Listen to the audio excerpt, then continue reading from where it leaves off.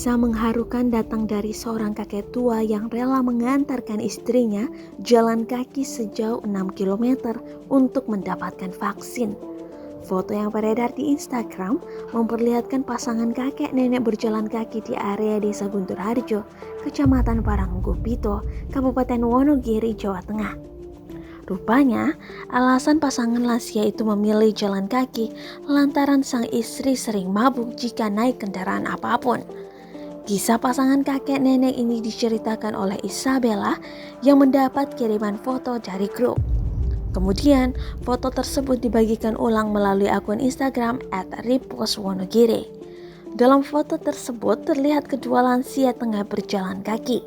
Mereka nampak berjalan agak berjauhan, di mana sang istri berada di depan sementara suaminya berada di belakang. Dikatakan Isabella, kakek yang bernama Wagio dan istrinya yang berjalan kaki hingga 6 km hanya untuk mendapatkan vaksin di pendopo kecamatan. Keluarga Wagio sempat ingin mengantarkan mereka ke lokasi, namun mereka tidak mau diantar oleh cucunya. Rupanya istrinya bernama Soginem mabuk kendaraan, sehingga Wagio memutuskan untuk menemani istrinya berjalan kaki.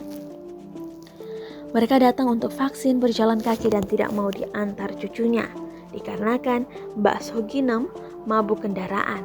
Lalu Mbah Wagio sebagai suaminya menemani istrinya berjalan kaki, kata Isabella dilansir dari tribunnews.com Rabu 6 Oktober 2021. Sementara itu dikutip dari tribunnews.com, pelaksana tugas Camat Paranggupito Warno membenarkan kedua lansia itu memang warga Kecamatan Paranggupito. Dia menjelaskan kakek dalam foto itu bernama Wagio yang telah berusia sekitar 80 tahun. Sementara istrinya Suginem yang berumur sekitar 71 tahun. Warno mengungkapkan pasangan lansia itu diketahui menempuh jarak kurang lebih 12 km pulang pergi. Ia bercerita bahwa sang kakek Wagio sudah divaksin sebelumnya. Pada saat itu, Wagio hanya mengantarkan istrinya. Warno menyebut hal yang dilakukan sang kakek tersebut sederhana namun romantis.